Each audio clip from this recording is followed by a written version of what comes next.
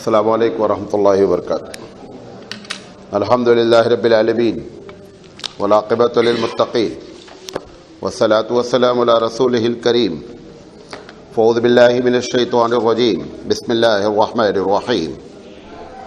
لقد کان لکم فی رسول اللہ اسوۃ حسنہ۔ محترم حضرات، ہم سیرت حبیب مصطفیٰ صلی اللہ علیہ وسلم پر سلسلے وار پروگرام کر رہے ہیں، اور آج اس کا 272 سیریل ہے، 272۔ ہم گفتگو کر رہے ہیں قرآن مجید کی ان پیشین گوئیوں کے بارے میں مختصراً جو اللہ نے اپنے نبی کریم صلی اللہ علیہ وسلم کی زبان مبارک سے کہلوائی۔ آج اس سلسلے کی یہ آخری بات ہے۔ آج جو ہم 2-3 باتیں آپ کے سامنے کرنا چاہتے ہیں وہ یہودیوں اور منافقین کے بارے میں ہے۔ یہ یہودیوں کا ایک تھوڑا سا مختصر آپ کو یہ تعارف کراؤں کہ یہ یہودیوں کا پنگا مسلمانوں سے ہے کیوں، اس کی بنیادی وجہ کیا ہے۔ قرآن مجید نے ایک جگہ یہ بھی کہا ہے، وہ بھی انشاءاللہ بات آئے گی، تو ان سے جو اصل لڑائی ہے اس کی بنیادی وجہ کیا ہے۔ حقیقت میں کیا ہے کہ ابراہیم علیہ السلام اور آج تک جو پیریڈ ہے وہ 4000 سال کا تقریباً پیریڈ ہے، اور ہمارے پاس صحیح حدیثوں سے اس 4000 سال کی ہسٹری بھی مل جاتی ہے۔ ابراہیم علیہ السلام اور نبی کریم صلی اللہ علیہ وسلم کے درمیان کا جو فاصلہ ہے وہ تقریباً 2500 سال کا ہے، اور حضور اکرم صلی اللہ علیہ وسلم سے اب جو ہے فاصلہ وہ تقریباً 1500 سال کا ہے۔ 1434 ہجری ہوتی ہے، تو ہجری شروع ہوتی ہے حضور اکرم صلی اللہ علیہ وسلم کے 51 سال کے بعد۔ تو یہ جو ابراہیم علیہ السلام ہیں جو ابو الانبیاء ہیں، ان کے بیٹے 2 ہیں، ایک ہے اسحاق اور ایک ہے اسماعیل، جن کے یہاں نبوت چلتی رہی۔ تو اسحاق علیہ السلام جو ہیں وہ حضرت سارہ کے لڑکے ہیں، جو حضرت ابراہیم علیہ السلام کی پہلی بیوی ہیں۔ سارہ علیہ السلام کی اولاد نہیں تھی پہلے شروع میں، بعد میں اللہ نے ان کو اولاد دی۔ بہرحال وہ ایک لمبی چوڑی بات ہے۔ تو ان سے جو اسحاق علیہ السلام پیدا ہوئے، تو اسحاق علیہ السلام سے نبوت کا سلسلہ چلتا رہا۔ اسحاق علیہ السلام ہوئے، پھر اس کے بعد یعقوب علیہ السلام ہوئے، پھر یوسف علیہ السلام ہوئے، پھر نیچے آ کر کے اس میں جو ہے وہ موسیٰ علیہ السلام ہوئے، پھر عیسیٰ علیہ السلام ہوئے۔ عیسیٰ علیہ السلام گویا اس کڑی کے لاسٹ پیغمبر ہیں۔ کس کے؟ اسحاق علیہ السلام کے۔ تو اسی درمیان میں موسیٰ علیہ السلام کے ماننے والے جو ہیں وہ بھی کیا ہیں؟ وہ یہودی ہیں۔ تو ان کا یہ تھا خیال کہ نبوت اسحاق علیہ السلام میں ہی ہونی چاہیے۔ ابراہیم علیہ السلام کے جو دوسرے بیٹے ہیں اسماعیل علیہ السلام، سب سے پہلی بات تو وہ اسماعیل کو بیٹا ماننے کے لیے تیار نہیں ہے۔ سب سے پہلا پنگا یہ ہے۔ کیونکہ اسماعیل علیہ السلام کی جو والدہ ہیں حضرت ہاجرہ، ان کا کہنا ہے کہ ہاجرہ جو ہے نا وہ بیوی نہیں ہے بلکہ لونڈی ہیں، غلام ہے، لونڈی ہیں، لہذا ان سے جو اولاد ہیں اسماعیل علیہ السلام وہ ان کو ماننے کے لیے تیار نہیں ہیں، نہ ان کی نبوت کو ماننے کے لیے تیار ہیں، اور نہ یہ ماننے کے لیے تیار ہیں کہ ان کے یہاں کوئی نبی پیدا ہوا۔ اب اتفاق سے بھی ایسا ہوا، اللہ کا بھی کرنا ایسا، کہ سارے انبیاء پیدا ہوتے گئے کس کے خاندان سے؟ اسحاق علیہ السلام کے خاندان سے۔ جب توریت میں خوشخبری اللہ نے سنائی کہ تمہارے لیے جو ہے وہ ایک نبی اور آنے والا ہے، اور وہ نبی ایسا ہوگا، اس کی یہ کوالٹیز ہوں گی، تو انہوں نے یہ پوری توقع رکھی تھی کہ یہ اسی اسحاق علیہ السلام کے خاندان میں آخری نبی ہوگا۔ اب یہ محمد صلی اللہ علیہ وسلم پیدا ہوئے اسماعیل علیہ السلام کے خاندان میں۔ بس وہاں سے اصل لڑائی شروع ہے کہ صاحب یہ اسماعیل کے خاندان میں کیوں پیدا ہوئے۔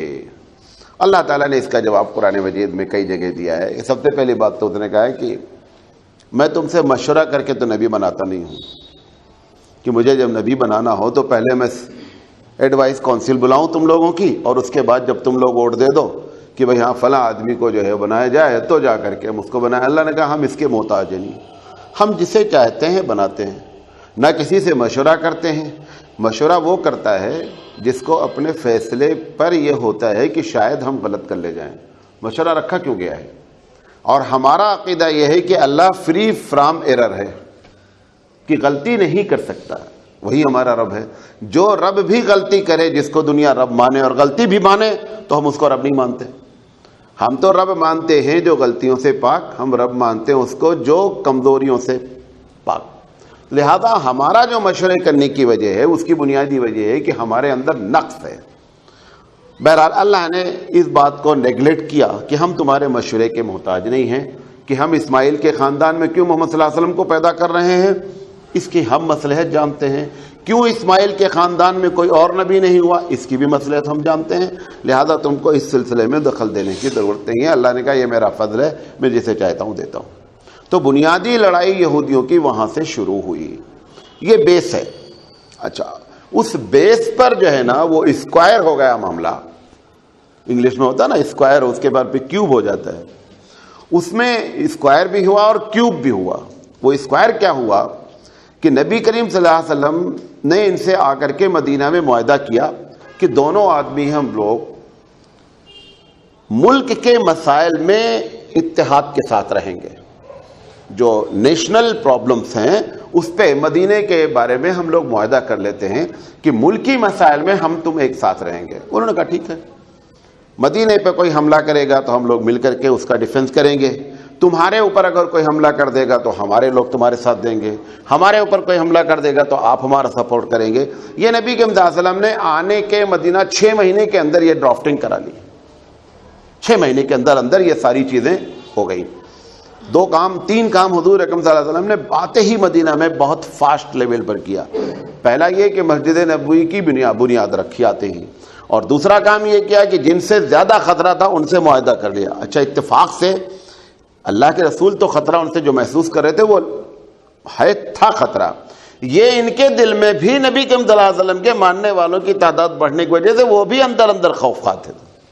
کبھی کبھی ایسا ہوتا ہے، فرسٹ کلاس اے سی جو کمپارٹمنٹ ہوتا ہے ٹرین میں، تو اس میں 4 کا اور کبھی کبھی 2 کا کوپا ہوتا ہے۔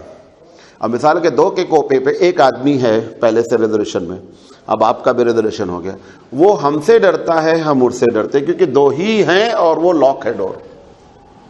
وہ ہم سے ڈرتا رہتا ہے کہ معلوم نہیں یہ کیسا آدمی ہے، اور ہم اس سے ڈرتے رہتے ہیں کہ معلوم نہیں یہ کیسا بندہ ہے۔ یہی پوزیشن جو ہے وہ مدینے میں تھی۔ تو اللہ کے رسول صلی اللہ علیہ وسلم نے اپنی ثواب دید پر پہنچتے ہی مدینہ والوں سے کیا کر لیا؟ یہودیوں سے آپ نے معاہدہ کر لیا۔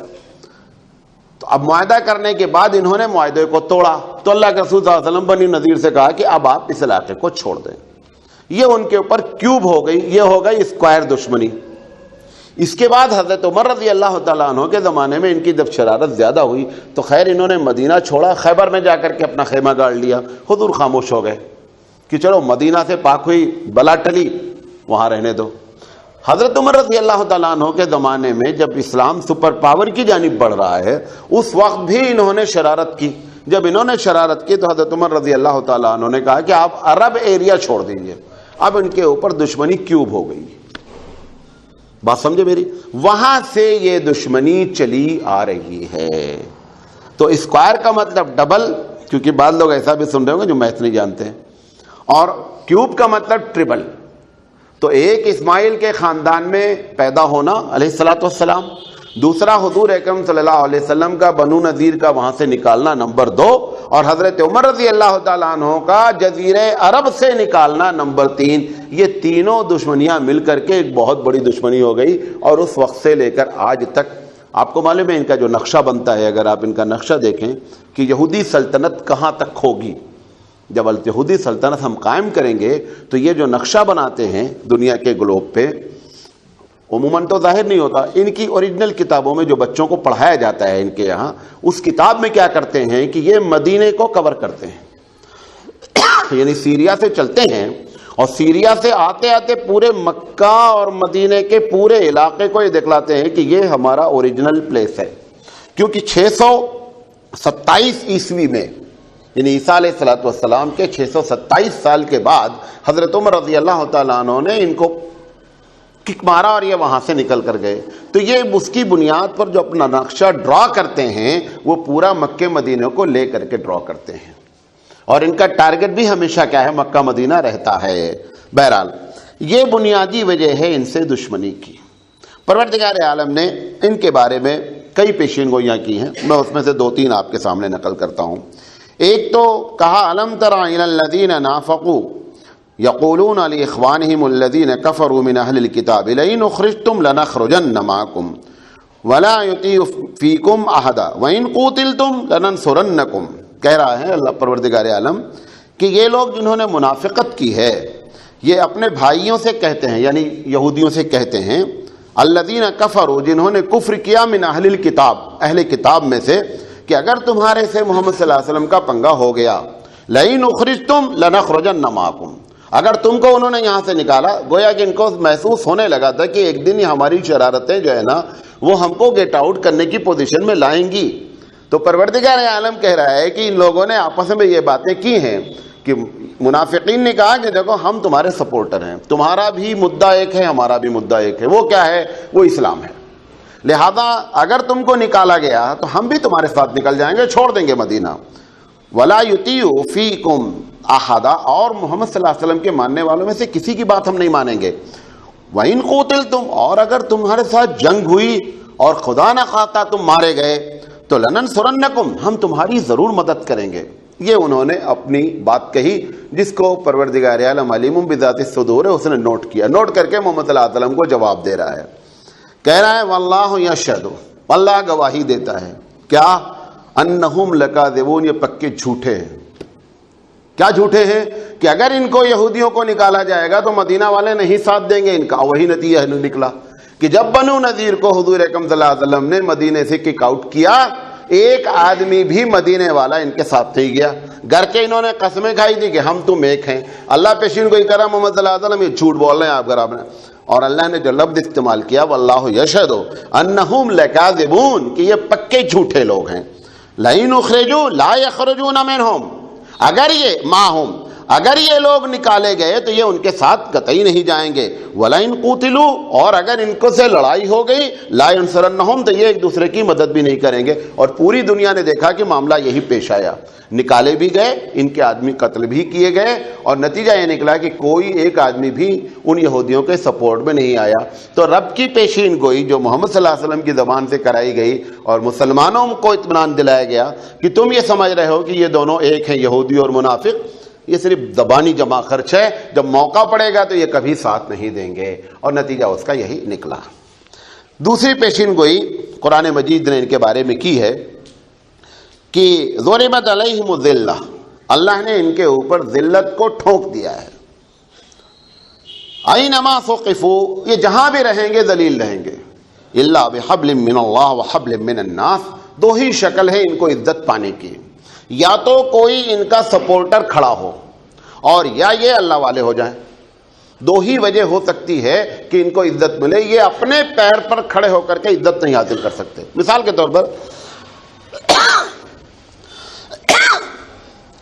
طور پر یہ موسیٰ علیہ السلام کے زمانے کے بعد سے جب ان کی پیدائش تھوڑی سی بڑھی تو انہوں نے اپنا بیسک جو ہے نا وہ مرکز دو جگہ رکھا. کچھ لوگ تو یروشلم کے علاقے میں رہتے تھے اور کچھ لوگ مدینے کے علاقے میں رہتے تھے. یہ اللہ نے جو کہا کہ ہم ان کو ایک جگہ ٹکنے نہیں دیں گے اور جہاں بھی رہیں گے ذلیل رہیں گے، اور اگر اپنی ذلت سے بچ سکتے ہیں تو دو ہی شکل ہے، یا تو کسی کی گورنمنٹ کا ان کے پشت پر ہاتھ ہونا، جیسے آج ہے اسرائیل کوئی حیثیت نہیں ہے. اگر آج امریکہ اپنا سپورٹ کھینچ لے تو 24 گھنٹے میں اسرائیل ختم ہے. اب ان کو ہمیشہ اس کی چاپلوسی کرتے ہی رہنا ہے. کس کی؟ امریکہ کی، کیونکہ اس کے بغیر وہ کھڑے نہیں ہو سکتے ہیں. یا دوسری شکل ہے کہ بحبل من اللہ، کہ اللہ کی رسی کو مضبوطی سے پکڑ لو، اللہ کے سپورٹ میں یعنی نیک بن جاؤ. میں آپ کو ایک چھوٹا سا خاکہ بتاتا ہوں. 627 عیسوی سمجھتے ہیں، عیسیٰ علیہ السلام، وہاں سے لے کر کے 1900 تک ان کی کیا پوزیشن دنیا میں ہوئی. حجاز میں، حجاز سے مراد عرب کا علاقہ ہے جس کو حضرت عمر رضی اللہ تعالیٰ عنہ نے ان کو جب باہر کیا تو 627 عیسوی میں یہ وہاں سے نکالے گئے. ایک نکالے جانے کا مطلب سمجھ لیں کہ قانونی طور پر کوئی یہودی کہہ کر کے کنٹری میں نہیں رہ سکتا. آپ چھپے چھپائے رہیں وہ ایک الگ مسئلہ ہے، لیکن لیگل وے میں کہ میں یہودی ہوں، میں کنٹری میں رہوں گا، اس کی اجازت نہیں تھی. تو حضرت عمر رضی اللہ تعالیٰ عنہ نے 627 عیسوی میں ان کو نکالا. تو یہ بھاگ کر کے چلے گئے سیریا، شام. چونکہ جب ایک آدمی شرارت پسند ہے، جیسے بچھو ہے، آپ بچھو کو کتنا بھی پالیں، خوب پیار کریں، وہ ڈنگ تو مارتا رہے گا. کیونکہ وہ اس کا نیچر ہے، وہ کرتا رہے گا. آپ اس کو دودھ پلائیں تو بھی کرے گا، کھانا کھلائیں تو بھی کرے گا، پیار سے رکھیں تو بھی کرے گا، کیونکہ وہ اس کا فطرت ہے. تو یہ فطری طور پر بدماش لوگ ہیں. تو اس لیے جب یہ شام پہنچے تو کچھ دن وہاں رہنے کے بعد 890 ہجری میں ان کو وہاں سے نکالا گیا. کہاں سے؟ شام سے، سیریا سے. وہاں سے یہ گئے پرتگال میں 920 ہجری میں ان کو نکالا گیا. پرتگال سے بھاگ کر کے یہ اسپین پہنچے. اسپین میں 1110 ہجری میں ان کو نکالا گیا. اسپین سے یہ انگلینڈ آئے، وہاں 1290 ہجری میں ان کو نکالا گیا. انگلینڈ سے فرانس آئے، 1306 ہجری میں وہاں سے نکالا گیا. وہاں سے بھاگ کر یہ بیلجیم آئے، بیلجیم میں 1370 میں نکالا گیا. بیلجیم سے بھاگ کر کے یوگوسلاویہ آئے، وہاں سے 1380 میں نکالا گیا. وہاں سے جب نکالا گیا تو فرانس کی کچھ حکومت بدل گئی تھی، دوبارہ فرانس میں یہ پھر داخل ہو گئے. پھر فرانس والے ان سے پریشان ہو کر کے 1394 میں پھر ان کو وہاں سے نکالا گیا. یہ ہالینڈ گئے، ہالینڈ سے 1442 میں ان کو نکالا گیا. وہاں سے بھاگ کر یہ رشیا آئے، رشیا سے 1510 میں ان کو نکالا گیا. رشیا سے نکل کر اٹلی آئے، اٹلی سے 1540 میں ان کو نکالا گیا. اٹلی سے نکل کر جرمنی آئے اور جرمنی سے 1551 میں نکالا گیا. اور جرمنی سے نکل کر کے یہ پھر آئے ترکی ہی مسلمانوں کی حکومت نے دوبارہ ان کو پناہ دیا. اور یہ اس کا نتیجہ ہے. جو آج معاملہ آپ دیکھ رہے ہیں اسرائیل کا، ان کو طاقت پہنچی ہی مسلمانوں کی جانب سے. ترکی نے اس کو دیا، ان کو باقاعدہ مطلب مہاجر کا ویزا دیا. ان کو ویزا سے مطلب کہ مہاجر کا اسٹیٹس دیا. اور وہاں سے پھر انہوں نے دنیا میں اپنی شرارتیں دھیرے دھیرے پھیلائیں، الگ الگ کنٹری میں تھوڑے موڑے رہتے رہے. اس کے بعد جو ہے یہ 1924 سے 1890 سے ان کی کوشش شروع ہوئی کہ ہم کو الگ ملک بنانا چاہیے. اور آ کر کے پھر نتیجہ یہ نکلا کہ انہوں نے فلسطین پر قبضہ کر لیا. اب فلسطین پر جب انہوں نے قبضہ کیا، آپ کو حیرت ہوگی کہ بندر بانٹ جانتے ہیں، ایک محاورہ ہے بندر بانٹ، کہ جب دو آدمی لڑتے رہتے ہیں تو ایک آدمی اس میں جو میڈیٹر ہوتا ہے، اگر وہ ایماندار نہیں ہوتا ہے تو اس کو بھی نقصان پہنچاتا، اس کو بھی نقصان پہنچاتا، خود فائدہ اٹھاتا. اس کو کہتے ہیں بندر بانٹ. تو دو آدمیوں کے درمیان میں لڑائی تھی روٹی کی. کس کی؟ روٹی کی. وہ کہتے تھے کہ ہماری اتنی روٹی ہے وزن کے لحاظ سے، وہ کہتا تھا اتنی. تو بندر کو بلایا کہ آپ اس پر فیصلہ کر دیجیے. اس نے کہا ٹھیک ہے. اس نے کہا پلڑے میں رکھو. دیکھا تو ایک پلڑا بہت نیچے جھکا ہوا تھا. تو اس نے کہا اچھا اس میں سے ہم اتنا کھا لیتے ہیں کہ دونوں برابر ہو جائے. اس نے جان بوجھ کر کے زیادہ کھا لیا، جتنا نکالنا تھا بیلنس کرنے کے لیے اس سے زیادہ کھا لیا. اب یہ والا جھک گیا. تو اس نے کہا ایسا ہے کہ یہ زیادہ جھک گیا ہے، اب اس میں سے تھوڑا کھانا پڑے گا. پھر اس نے اس میں سے کھا لیا زیادہ، اب پھر وہ جھک گیا. ایسے کر کے دونوں روٹی کھا گیا. کہا جاؤ بھائی ختم ہو گیا معاملہ. تو اس کو کہتے ہیں بندر بانٹ. ایسے ہی ان لوگوں نے کیا کیا کہ یہاں سے یعنی رہتے ہوئے عربوں کے درمیان میں فرانس نے اور انگلینڈ نے اسپیشلی مل کر کے بندر بانٹ کی کہ بھائی آپ ان کو جگہ دیں رہنے کے لیے. تو انہوں نے کہا پہلے تو قبول ہی نہیں کیا، آج تک خیر نہیں قبول کیا قانونی لحاظ سے. کبھی بھی جو فلسطین اپنا نقشہ شو کرتا ہے اس میں یروشلم کے اگر غزہ کی پٹی سے چلتا ہے تو پورے بیت المقدس کو لے کر کے بنی اسرائیل کے پورے علاقے کو وہ بھی شو کرتا ہے. اس نے آج تک ان کو قبول نہیں کیا. اور نہ کبھی بھی فلسطین کے علاقے میں اسرائیل کا کوئی جھنڈا لگ سکتا ہے قانونی لحاظ سے. زبردستی لگا لیں وہ ایک الگ معاملہ ہے. تو یہ فرانس نے اور انگلینڈ میں اسے بندر بانٹ کی کہ مسلمانوں کی آبادی زیادہ ہوئے زمین کم دی، ان کی آبادی کم ہوتے ہوئے زمین زیادہ دے دی.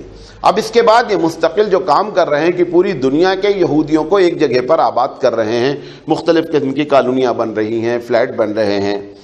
تو بعض لوگوں کا کہنا ہے کہ اب ان کو جب نکالیں گے تو مسلمان ہی نکالیں گے، اور اگر یہ الگ الگ ایک جگہ بکھرے ہوئے رہتے تو نکالنا مشکل ہوتا. اب ایک جگہ ہی اللہ ان کو اکٹھا کر رہا ہے، یہ اکٹھا ہی نکال دیے جائیں گے. بات سمجھ میں آ رہی ہے؟ کیونکہ ان کے بارے میں یہ ہے حدیث اللہ کے رسول صلی اللہ علیہ وسلم کی کہ ایک وقت ایسا آئے گا کہ پتھر بھی یہودیوں کے خلاف ہوگا اور وہ ان کو کہے گا کہ مسلمان اس یہودی کو مار، یہ ہمارے پیچھے چھپا ہوا ہے. مطلب کیا ہے؟ اگر ڈائریکٹ بھی پتھر کا بولنا ہو یہ بھی مانا لیا جا سکتا. مطلب یہ ہے کہ کہیں بھی پناہ نہیں ملے گی اور ہر حال میں جو ہے ان کی شرارت کی وجہ سے اللہ ان کو سزا دے گا. تو اس نے جو قرآن مجید نے جو ان کی بات کی تھی، آپ یہ دیکھیں کوئی دنیا کی قوم اتنی مرتبہ نکالی کہیں سے نہیں گئی ہے. میں نے آپ کو 627 سے لے کر 1591 تک کی بات آپ کے سامنے پیش کی، اور اس کے بعد ترکی میں اگر پناہ بھی ملی تو وہ بحبل من الناس ہی ملی، کہ کسی نے ان کا سپورٹ کیا، ترکی حکومت نے، عثمانی حکومت نے، تو اس کی وجہ سے ان کو کیا ہو گیا؟ پناہ مل گئی۔ تو بہرحال یہ پروردگار عالم کی پیشین گوئی ہے، اور یہ پیشین گوئی قیامت تک کے لیے ان کے اوپر نافذ ہے۔ اسی طرح سے یہ آپ کو شاید پہلی مرتبہ بات آپ کے ذہن میں آ رہی ہو، یہودیوں میں بھی دو طبقے الگ الگ ہیں، کیونکہ توریت کی جو کاپی پائی جا رہی ہے وہ دو کاپی پائی جاتی ہے، اور دونوں توریت کے کاپی والے کہتے ہیں کہ صاحب میری کاپی رائٹ ہے۔ جیسے ہمارے بریلوی حضرات میں دو طبقے بیٹھے ہوئے ہیں، آپ نہیں جانتے، ایک چوچوی ہیں جو سیدی کہلاتے ہیں، اشرفی لوگ، اور ایک جو ہے وہ مولانا احمد رضا خان صاحب کے ہیں۔ تو احمد رضا خان، یہاں ہبلی میں بھی کانفرنس ہوئی تھی، آپ کو دونوں نے ایک دوسرے کو کافر کہا، یہی ہبلی میں کانفرنس ہوئی تھی۔ ایسے ہی یہودیوں میں بھی دو طبقہ ہے، انہوں نے دونوں کے پاس الگ الگ توریت ہے، اور وہ توریت کو دونوں آدمی کیا بولتے ہیں کہ ہماری توریت صحیح ہے۔ قرآن مجید نے کہا ہے ان کے بارے میں، یہودیوں کے بارے میں، کہ فَأَغْوَيْنَا بَيْنَهُمُ الْعَدَاوَةَ وَالْبَغْضَاءَ إِلَى يَوْمِ الْقِيَامَةِ۔ اللہ کا تعالیٰ کہہ رہا ہے کہ محمد صلی اللہ علیہ وسلم، ان کے درمیان میں ہم ایسی دشمنی ڈالیں گے جو قیامت تک برقرار رہے گی۔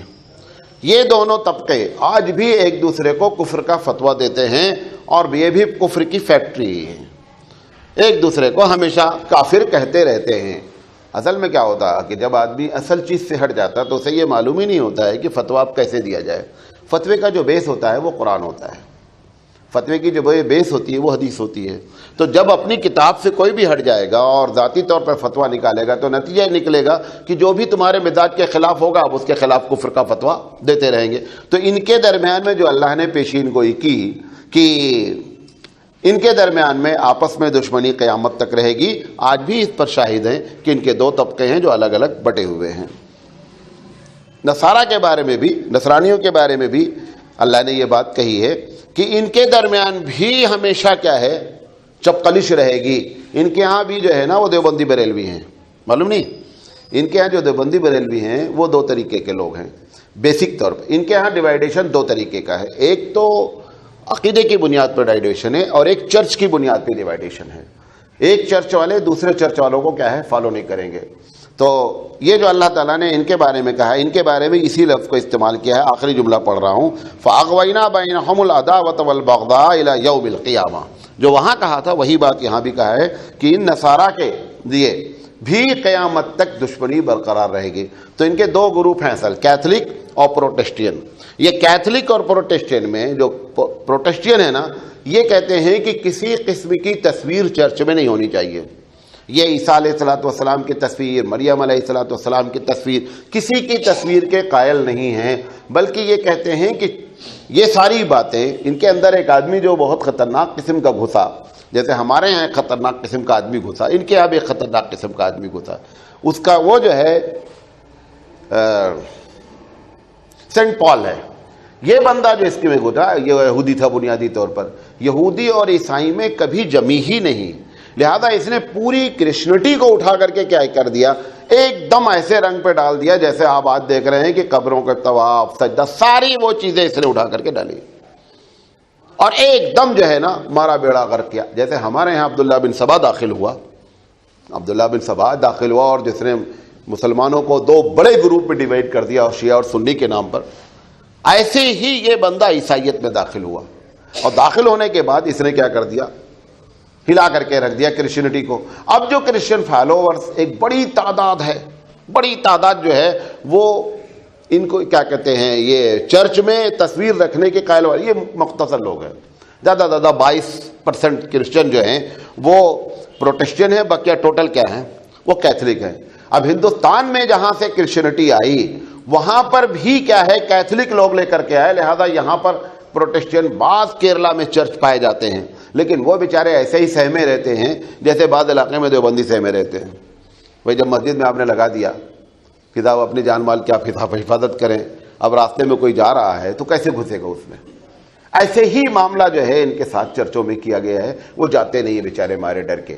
تو اس کے علاوہ جو دوسرا ان کے اندر ڈیوائیڈیشن ہے وہ چرچ کا ہے۔ اب جیسے اس وقت جو ہولڈ رکھتا ہے چرچ کیتھولک کا، وہ روم کا چرچ ہے، جس کا ابھی الیکشن ہوا جس میں بڑا ہنگامہ ہوا۔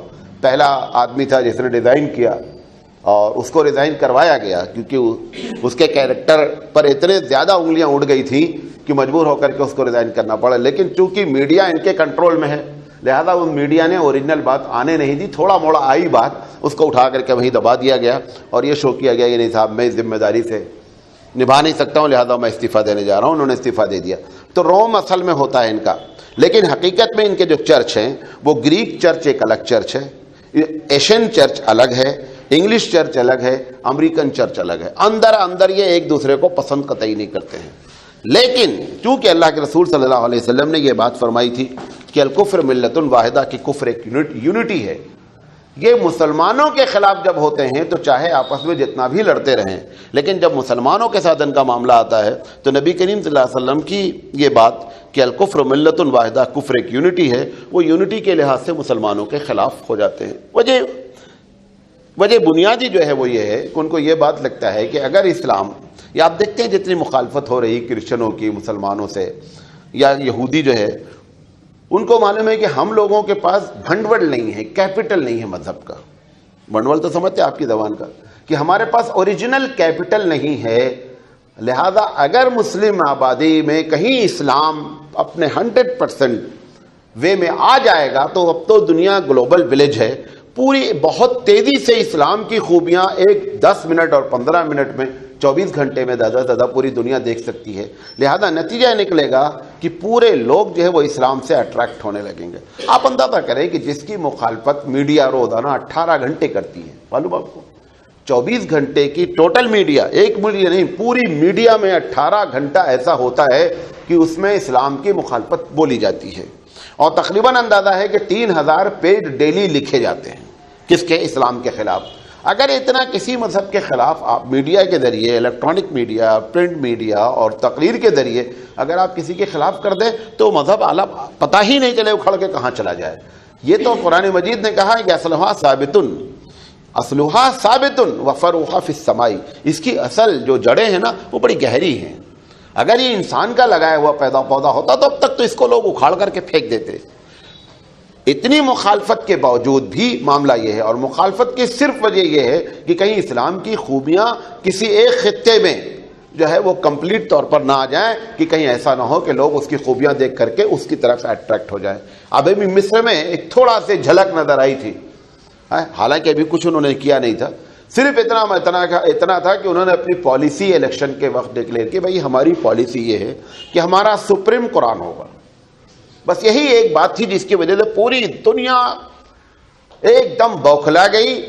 آپ دیکھیں کہ جو کنٹری ڈیموکریسی کو پسند کرتے ہیں, جمہوریت کے لیے فنڈ اکٹھا کرتے ہیں, دوسرے بادشاہ ملکوں کے خلاف فنڈنگ کرتے ہیں کہ صاحب جمہوریت آنی چاہیے, وہ جمہوریت کے نعرہ مارنے والوں نے الیکٹڈ پریسیڈنٹ کو کیا کر دیا, اٹھا کر کے پھینک دیا. اور آپ کو معلوم ہے, اب اگر آپ 3-4 سال پہلے کی نیوز سنتے ہوں تو امریکہ یہ بات کہتا تھا کہ ڈیموکریسی ہی پرابلم کو حل کرنے کا سب سے بہترین ذریعہ ہے. اب اس نے جب ان بعض بادشاہوں یا جہاں پہ ملٹری رول تھا وہاں پر ڈیموکریسی کا جب نعرہ مارا اور وہاں پہ جمہوریت جب آئی تو اسلامی جمہوریت آئی, اب اس کے بعد سے پچھلے 4 سال ہو گیا ہے ڈیموکریسی کا نام نہیں لیتا. یہ اسے معلوم ہے اصل میں کیا ہے, جو ہمارے مسلم قائد ہیں نا وہ جیسے بھی ہوں لیکن مسلم عوام اسلام پسند ہے, اور جیسے ہی ان کو موقع ملتا ہے الیکشن میں, جیسے انہوں نے فلسطین میں کیا کیا, فلسطین میں باقاعدہ الیکشن کے ذریعے جو ہے وہ حماس آئی. اخوان المسلمین مصر میں الیکشن کے ذریعے آئے, الجزائر میں مسلمان الیکشن کے ذریعے آئے. اب انہوں نے جب دیکھا کہ جب ہم ڈیموکریسی کے نام پر الیکشن کراتے ہیں تو اسلامی تنظیمیں کیا ہوتی ہیں, تحریکیں اسلامی جو ہوتی ہیں وہ منظر عام پر آ جاتی ہیں, کیونکہ مزاجن لوگ اس سے اتنا پریشان ہو چکے ہوتے ہیں کہ وہ سمجھتے ہیں کہ اسلام کے دامن کے علاوہ کوئی جگہ ہے ہی نہیں کہ ہم اپنا اثر چھپا سکیں. لہذا وہ ان کو پسند نہیں ہے. ساری دشمنی جو ہے وہ اسلام سے اس بنیاد پر ہے کہ کہیں اسلام کی اچھائیاں لوگوں کے سامنے اگر ہو جائے گی. ابھی جماعت کے لوگ, کچھ لوگ فرانس سے یہاں آئے ہوئے تھے, وہ اپنی کارگزاری, ان سے میری ملاقات ہوئی تو وہ کہہ رہے تھے کہ 30 سال پہلے فرانس میں 2 مسجدیں تھیں, مولانا ثناءاللہ صاحب، مولانا تو نہیں ہے وہ، ثناءاللہ صاحب ہیں جو یہاں سے علی گڑھ کے فارغ تھے، جنہوں نے جا کر کے وہاں محنت کی. وہ بتا رہے تھے کہ آج 35 سال میں 4,500 مساجد ہیں. آپ اندازہ کریں کہ جس کے خلاف اتنا میڈیا بول رہی ہو، ایک مسجد جو تھی وہ بھی ختم ہو جانی چاہیے تھی. اتنی مخالفت ہے، وہ مسجد بھی ختم ہونا. وہ مسجد تو درکنار، اس مسجد کے طفیل میں 4,500 مساجد فرانس میں اس وقت موجود ہیں. آپ اندازہ کریں. تو حقیقت کیا ہے کہ اسلام کو شاعر نے کہا نا کہ اسلام کی قدرت میں فطرت نے لچک دی ہے. اسلام کی فطرت میں قدرت نے لچک دی ہے، جتنا تم دباؤ گے اتنا یہ وہ ابھرے گا. 9/11 کے بعد سے جتنا پروپیگنڈا کیا گیا، اب جو رپورٹیں آ رہی ہیں وہ یہ ہیں کہ جتنا لٹریچر، اسلامی لٹریچر پچھلے 50 سال میں بکا نہیں تھا، وہ اتنا 9/11 کے بعد سے لے کر اب تک بک گیا. اور جتنے لوگ پورے 50-60 سال سے جتنے لوگ مسلمان ہوئے تھے، اس سے کہیں زیادہ مسلمان ہو گئے 9/11 کے بعد. کیونکہ کیا تھا، وہ کہتے ہیں نا کہ بدنام اگر ہوں گے تو کیا نام نہ ہوگا. وہ ان کو بدنام کرتے رہے تو اب لوگوں کے دل میں آیا یار اسلام کو پڑھنا چاہیے. کیا ریلیجن ہے یہ، کیوں اتنا ہنگامہ کیے ہے، سپر پاور گھبرانے کی وجہ کیا ہے. بھئی ایک بچہ ہم سے، چھوٹا بچہ کہے مولانا ہم آپ سے کشتی لڑنا چاہتے ہیں. اگر ہمیں معلوم ہے کہ بچے کی کوئی حیثیت نہیں، ہم کیا بولیں گے، اچھا ٹھیک ہے بھائی جب تجھے لڑنا ہوگا لڑ لینا. اب وہ یہاں بول کر چلا گیا چھوٹا بچہ، مولانا کشتی لڑنا. اب میں اپنے سر یار سعید بھائی وہ ہم سے کشتی لڑنا چاہ رہا ہے. عبداللہ صاحب یار عجیب بات ہے بچہ کو. اس کا مطلب ہم اپنی گھبراہٹ کو اس انداز میں پیش کر رہے ہیں، ورنہ ہم کو کسی سے گھبرانا بھائی جب تجھے لڑنا ہوگا لڑ لینا یار. لیکن اسے معلوم ہے اس کا یہ بار بار کہنا نا، یہ خود بتا رہا ہے کہ تم ہم کو بڑا آدمی سمجھ رہے ہو. ہم اس کو بچہ نہیں جان رہے، ہم اس کو بڑا آدمی سمجھ رہے ہیں کہ اس سے بڑا پنگا ہے، گرچہ دیکھنے میں بچہ ہے. ایسے ہی ہم کہہ رہے ہیں، آپ کہتے ہیں اسلام بہت خراب مذہب ہے، اس کے اندر اصول نہیں ہے، اس کے اندر قانون نہیں، جیسا آپ لوگ میڈیا. بھئی خاموش ہو جائے یار، باطل تو اپنے آپ ہی مٹ جاتا. Why you are worried about that?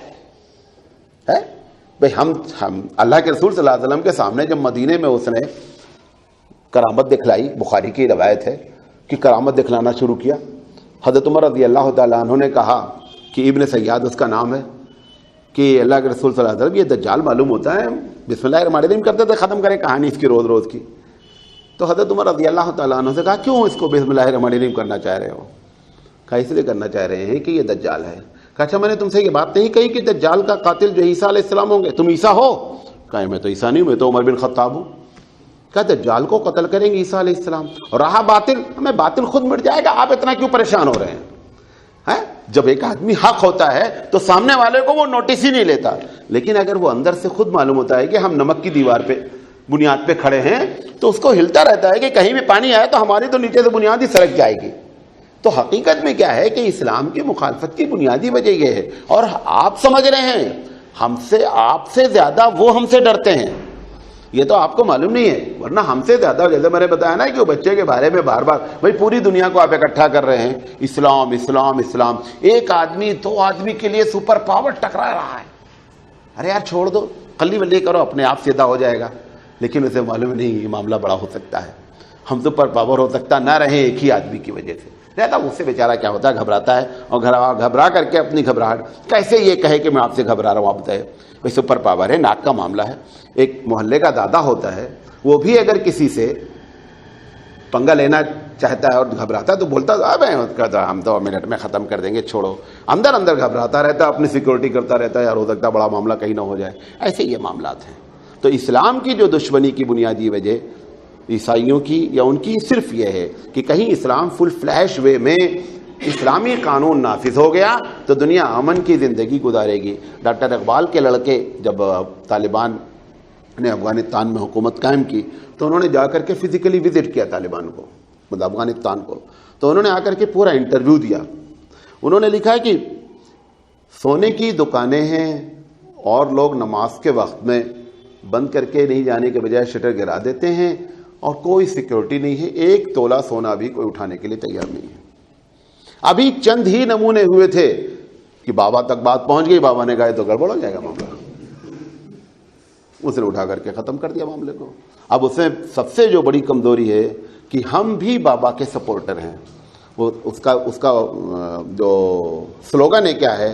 آپ میرے ساتھ ہیں یا نہیں؟ آپ میرے ساتھ نہیں ہیں تو آپ میرے دشمن ہیں. یہ ان کا. جب اس نے جنرل پرویز مشرف کو جب فون کیا تھا کیا کہتے ہیں بش نے، تو جب افغانستان پر حملہ کرنے کی بات ہوئی تو اس نے یہ نہیں کہا کہ میں حملہ کروں یا نہیں کروں. اس نے کہا آپ میرے ساتھ ہیں یا نہیں؟ آپ میرے ساتھ نہیں ہیں تو یو آر مائی اینیمی. ختم بات. بھائی آدمی ہو سکتا ہے بھائی ہم آپ کے ساتھ ہیں نا ان کے ساتھ ہم نیوٹرل ہیں. نہیں نہیں نہیں، ایسا نہیں. ہمارے ساتھ نہیں تو ہمارے دشمن ہیں.